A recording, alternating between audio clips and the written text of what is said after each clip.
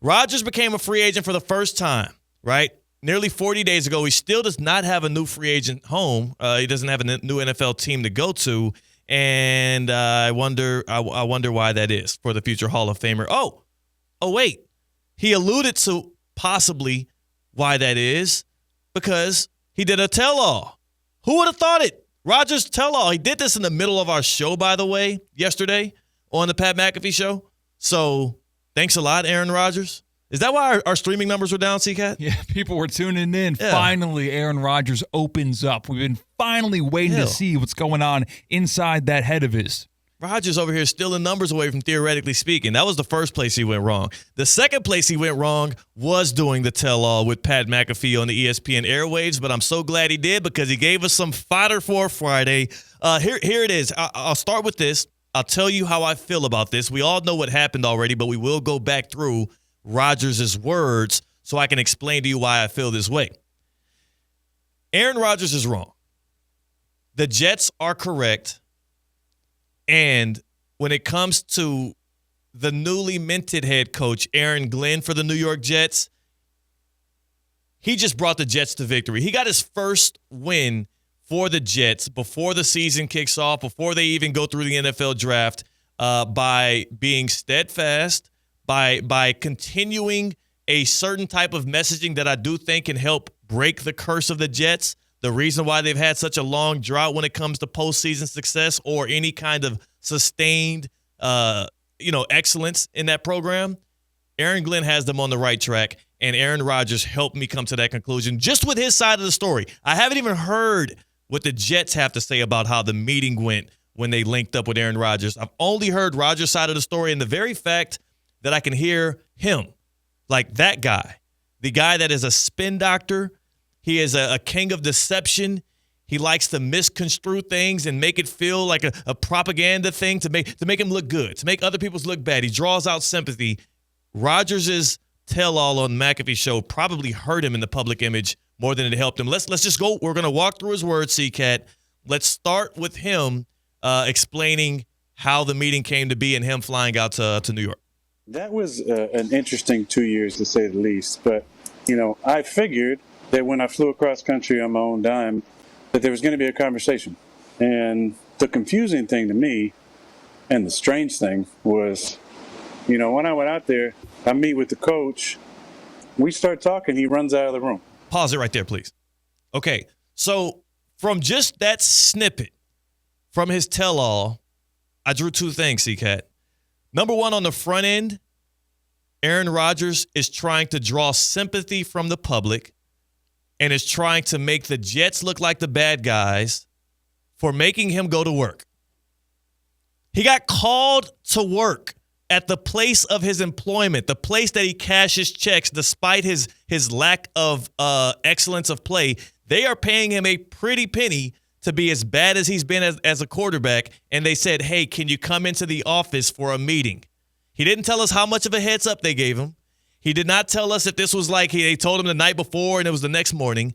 All he said was he had to fly across the country to go to work. Now, C-Cat, forgive me if I'm wrong. You work here at ESPN West Palm here in the West Palm office. I sure do. Would it be weird if, let's just say you were visiting family or something out in California, and our general manager, Steph here, Steph Prince, she says, hey, C-Cat, I'd like to meet with you in person next week in the office. That cool? Would you criticize ESPN West Palm for you spending your money to fly to work to meet with Steph in person? Is that like on her? No, I used my money to fly out to California. It's probably my responsibility to get myself back home to my place of work. Yeah, it's work. It's your occupation. That's why they pay you. Literally, the reason why you're able to fly back and forth so much, because you've been cashing them NFL checks. So first off, he tries to draw sympathy by making us all feel bad for the $200, $300 million man having to fly across the country. I'm sure it was a terrible experience. The second part of that, he tries to draw sympathy from us and paint the Jets and Aaron Glenn in a bad light because he said that as they started the meeting in the Meadowlands, Aaron Glenn scurries out of the room. Mid-meeting, mid-talk. And who was Aaron Glenn going out of the room to go get? It was the GM. The GM, okay. So one of the people that makes like personnel decisions around the office, the new GM. Okay. He also referred to the GM as the GM. I don't think Aaron Rodgers knows the GM's name. Let's go back. Let's listen to that from the top again. I want y'all to reconsume that just with that knowledge. He's trying to draw sympathy from the public. That was an interesting 2 years, to say the least. But, I figured that when I flew across country on my own dime, that there was going to be a conversation.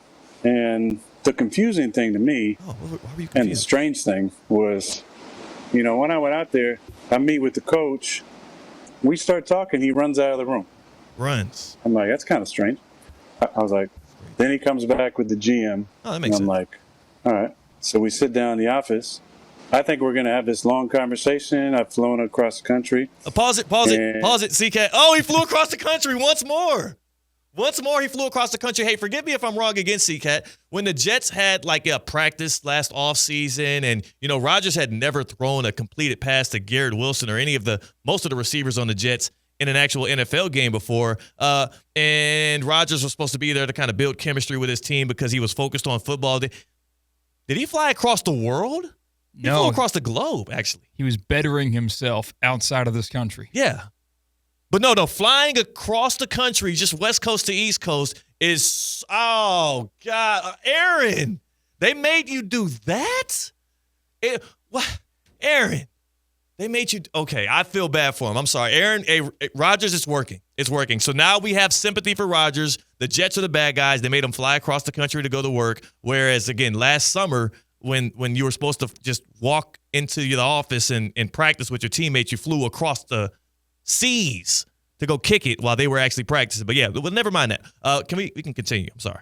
And 20 seconds in, he goes, literally, I'm talking to the GM about something, and he leans to the edge of his sheet and goes, so do you want to play football? All right, pause it. I was Pause it.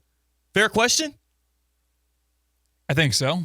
For the new head coach of the team that's taking over, knowing that for the past 4 years of your life, every summer you have contemplated retirement publicly. You publicly contemplated retirement. This is a new head coach. He's a very football-oriented, no-nonsense guy. He says, do you want to play football? All right, so if you have it rewinded back to where we can get Aaron's full response there. So do you want to play football? I was like, yeah, I'm interested. And he said, we're going a different direction at quarterback. Pause it. And I said, pause it.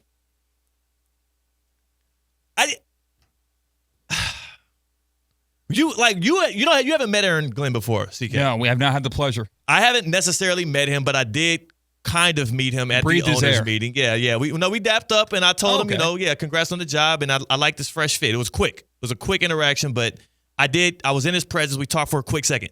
What I will say is it's easy to understand, most likely, where Aaron Glenn comes from, what he's about, right? He's kind of no nonsense. Remember, what did he say about the Jets? Here it is. We're the freaking New York Jets, so we're built for this. He's an aggressive dude. Straight to the point. Old school, This is the Aaron Glenn era. Yes. He's saying it's been a mess in New York for a while, but now I'm here. Things are different. So if you're Aaron Rodgers, you know who you're dealing with. Hopefully you've done your homework if you actually care about, potentially staying with the team like you're purporting yourself to be doing. You've done your homework. You know Aaron Glenn's a no-nonsense guy. He asks you in the middle of this meeting, do you want to play football?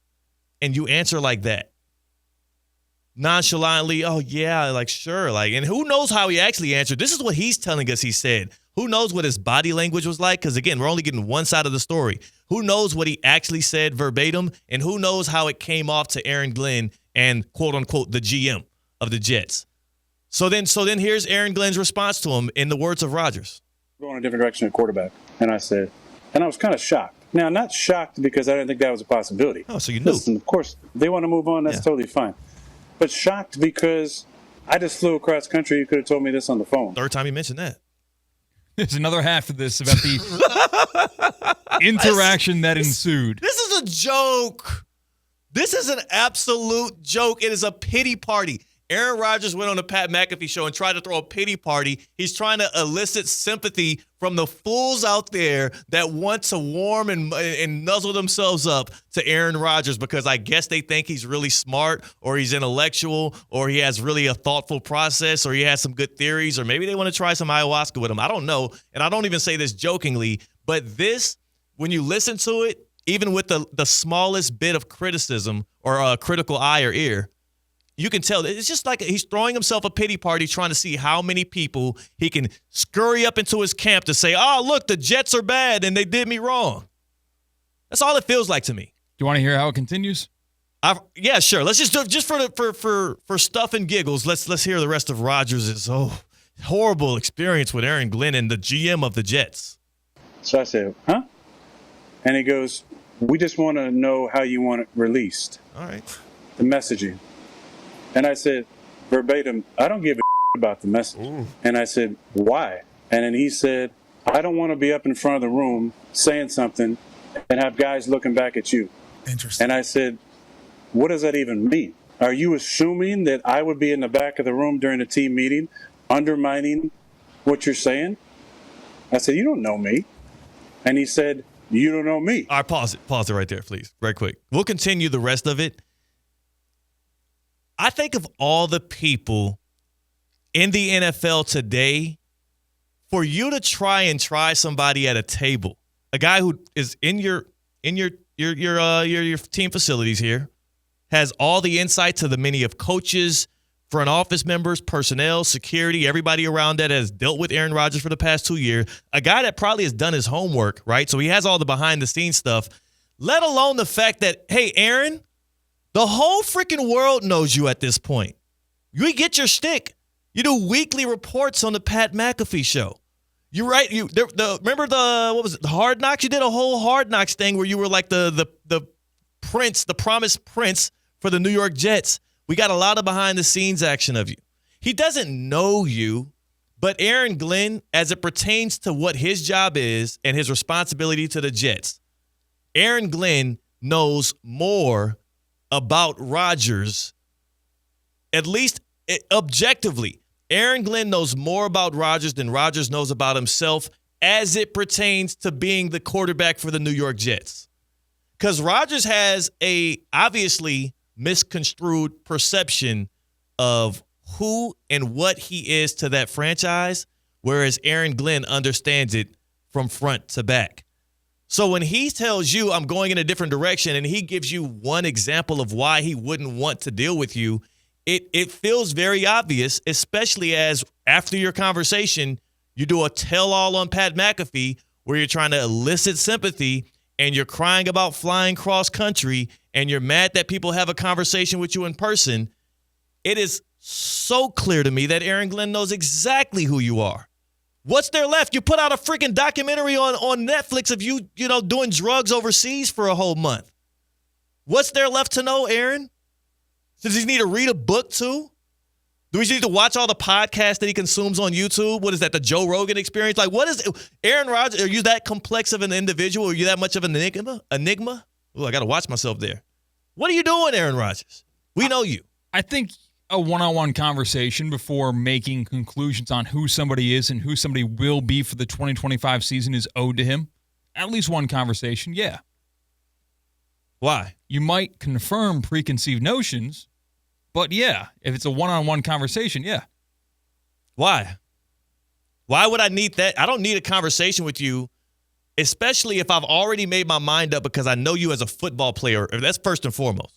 I know you're a 40-year-old past his prime quarterback who is afraid of pressure, who is not who he used to be, but still in his own mind thinks he is, and he also seems to be a head case to deal with.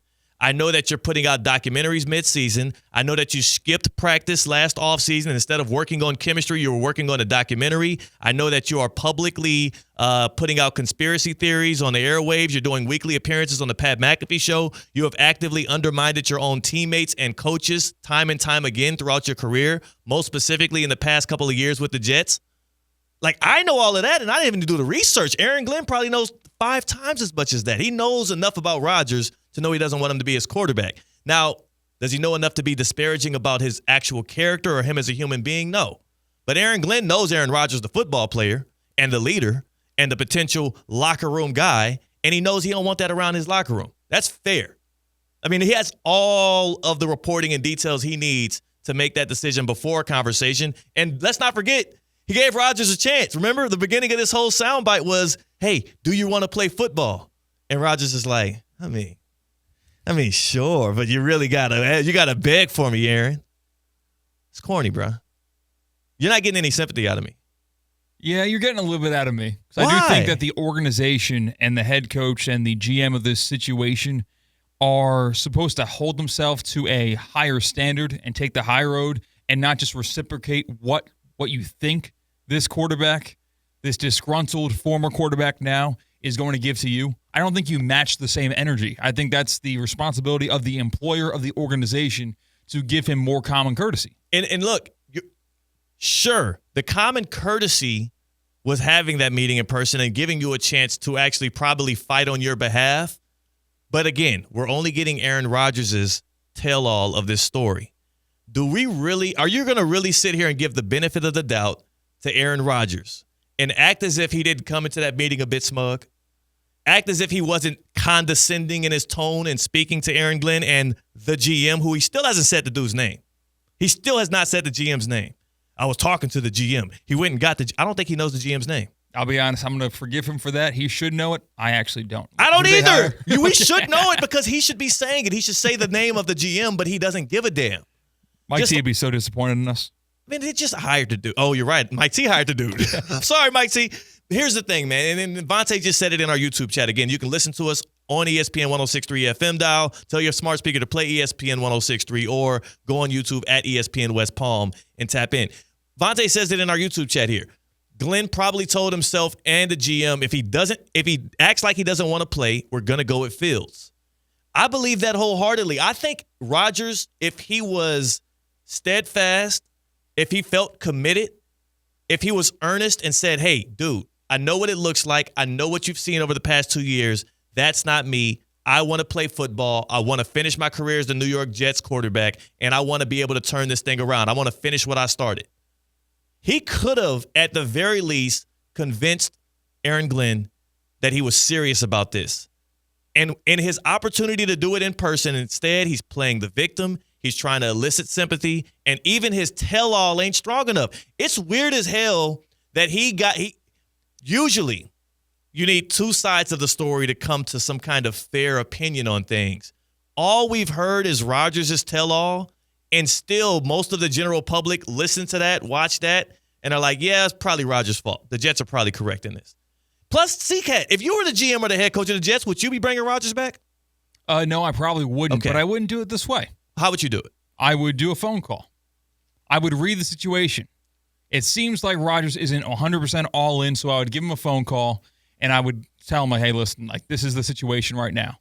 Or I would give him a fair shake at things. Because I think the problem is, flew out there for a very short meeting where it appears as though Glenn and the Jets GM, which is Darren Moogie, by the way, There you go. they had their mind made up, and this is a whole waste of time. You could have just said any two names, and I would agree. Yeah. Exactly. It's actually Kyle Schneider, the new GM of the New York Jets. That rolls off the tongue. Morgan Freeman, actually, the new GM of the New York Jets, is Yes, I think there was three options here, and they did the worst of both. You either do a short phone call, rip the Band-Aid off, or do a long, in-depth meeting where the mind is not made up of the Jets GM and head coach, where you give them a fair shake and you eventually get to the resolution that this relationship is coming to an end.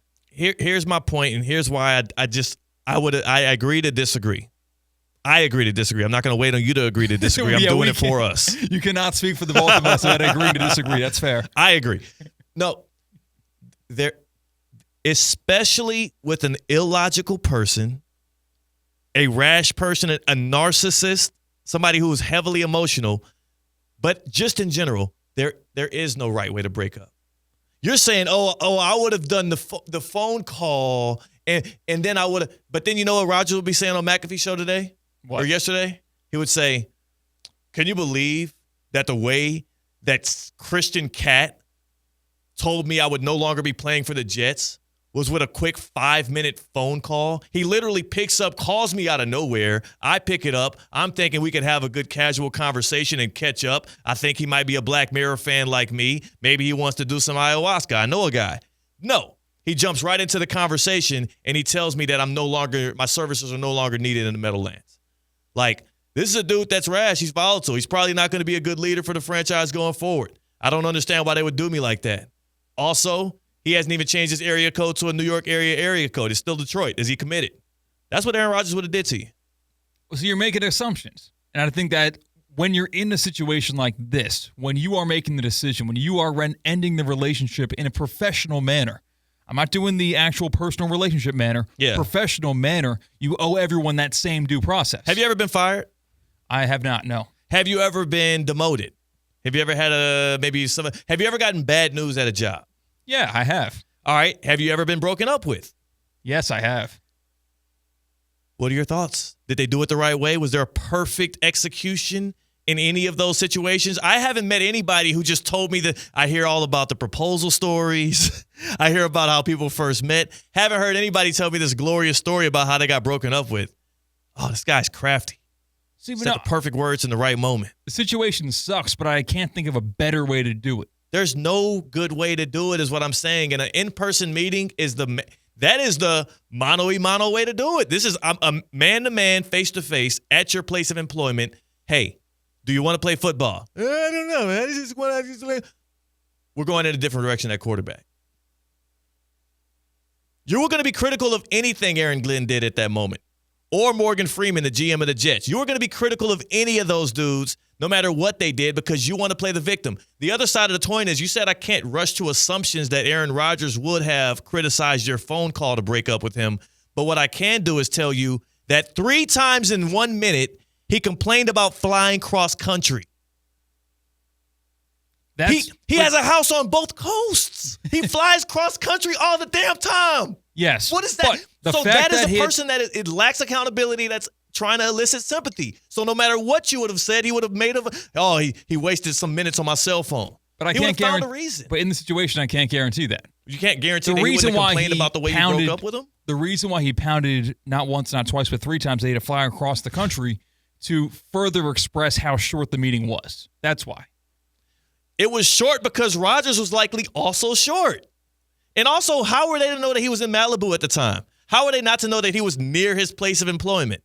They didn't factor all of that in. They were like, hey, I'm sure for Aaron Glenn, he's like, yo, I haven't even met the dude, but there's no right way to execute this. The way that I grew up, as well as the way that I was taught and the way that I go about things is I handle my business, especially something as big as that, in person. So, yes, I want a meeting at the team facilities. This is what do you want me to meet you at a Popeyes in LA? No. So do you think that they did not make up their mind before having this 20-minute meeting? I believe that before any meeting, you have your mind set in a certain direction. You can always be convinced, and it's likely their mind was made up.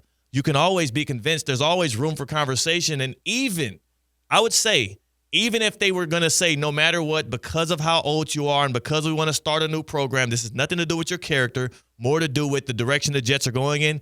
Even if they already had their mind made up, there's still no perfect way to break up with him outside of doing it in person. And I can't say that Aaron Rodgers lacks culpability in the way that the meeting went. Yes, it was short. Rodgers strikes me as a guy that would make a meeting like that short. I don't know. Didn't he meet with the Steelers for 6 hours? Yes. That's a much different meeting than a meeting where the Steelers were trying to elicit his services. The Steelers were buttering him up. They were doing what you would have did. Yeah, your meeting would have lasted 6 hours with him as well. He likes being coveted. He does not like being reprimanded. He's like a petulant kid in that way. Yeah, we could go to Disney World. We can hang out. We can high five. We can play a little basketball. We can have some fun. But when it's time for punishment, when it's time for some kind of discourse that is not like feeding you and pumping you with dopamine, he wants to get out of there short. Yeah, but just as you barely met Aaron Glenn, you haven't met Aaron Rodgers. So maybe behind closed doors, maybe he isn't as spiky. I've seen him behind closed doors is the issue, though. There is an overexposure of Rodgers content out there directly due to him. He's not like, don't treat him like he's like, who's the pop star? Britney Spears? No, I'm thinking of the one that wore the mask over her face for a long time, and then she stopped wearing the mask eventually. Is this a pop star that I should know? Sia. Okay. I think. Sia. No, okay. Sia. Sia. It's Sia. Yeah, true. S-I-A. Yeah. She wore like a mask and stuff. She cloaked herself because she didn't want to be as front-facing. She didn't give a lot of behind-the-scenes content. Like, think about those celebrities that have a mystique about them because they keep it all within. The dude does weekly hits on the Pat McAfee show on ESPN. He's not secretive. There's nothing like, oh, I wonder what Rodgers is thinking. I know everything the dude is thinking because he's always talking. Because he thinks he's so smart. And again, he is. I'm sure there's a level of intellect there. I'm not impressed. Aaron Glenn, I can guarantee you ain't impressed. I'm definitely not impressed with his play. This meeting was to embarrass Aaron Rodgers. It was not to embarrass him. It was to break up with him. Yes, and in the way that would embarrass him. That's what it looked like. How would they do it embarrassingly? They asked him, how do you want us to put this out there? They gave him every chance for this to be a culpable and a serendipitous and a nice affair. And Aaron Rodgers trying to paint it as a crazy thing, and he's using a cross-country flight to elicit sympathy, and it's working on you. Because you're thinking about CCAT flying cross-country. You're thinking about like a middle seat, back of the plane, you know what I'm saying? Like you had a carry-on bag, but because another assumption. Yeah, you're rolling down the aisle with your carry-on bag, ready to put it up there in the overhead bin. But oh, guess what? By the time you get to seat 32B, you realize all of them are full. So now the flight attendant makes you walk it all the way back up to check it. And oh, this is the worst because now that you're checking your bag at the gate, you have to wait on the other side. But you had a meeting when you were touching down in New York from LA. Not only are you doing a cross-country flight, you have a meeting to get to. Now you're going to be late for that meeting because you have to wait that baggage claim because you have to now get a bag that is now checked. Not because you wanted to, but because you boarded late onto this plane and you sat in the middle seat between a funky dude and a crying baby. That's CCAT's cross-country flight. That's what you're thinking about. Aaron Rodgers is a much different experience. Do you think this was not too much to ask of Aaron Rodgers to fly from L.A. to New York or New Jersey and come in person for a 20-minute meeting? They didn't predetermine it would be a 20-minute meeting. Rodgers, Glenn, and the GM of the Jets, that's what happened because it was a, confrontational meeting because he didn't like what they said. It was short because of Rodgers. Also, they didn't tell his ass to be in California. They didn't call him to a place where he didn't think he might have to show up to here and there. He knew that there was a new head coach of the Jets, right? He got that same update? Yeah, he was aware. He knew there was a new GM. He knew there was a good chance he would need to meet with them, talk with them. Not crazy to ask him to come to the team facility. I don't give a damn how you get there. You could take a bus, you could walk, you could run, you could jog, you could crawl. If he's on his PTO, which is technically this is PTO. He uses PTO during the season. He uses PTO during practice. So screw your PTO. You're all out.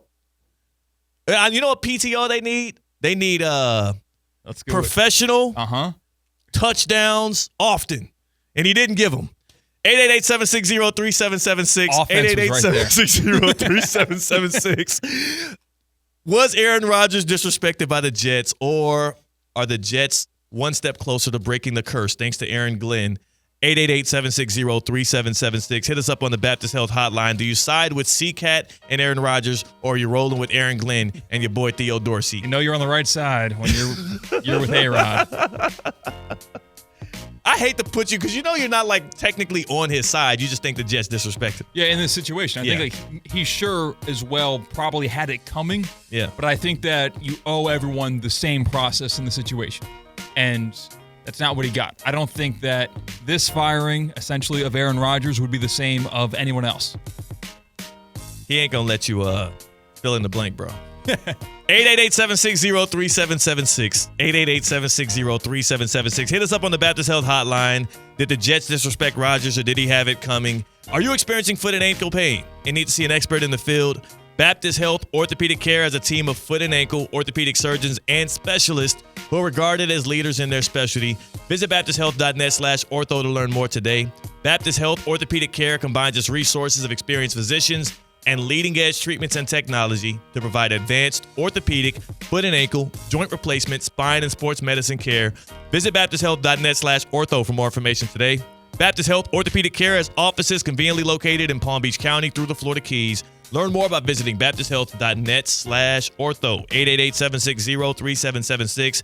Was Rodgers disrespected, or are the Jets on the right path? And I will say, CCAT, I've always been the kind of guy, when I have my mind made up, in the past when I was doing, I had to break up with people here and there, I had to leave certain situations, I would try to be as quick, honest, and on point as possible. There was only one time I got caught off guard, and it was the time in which I was planning on breaking up with somebody, and then that same day they gave me a handwritten poem.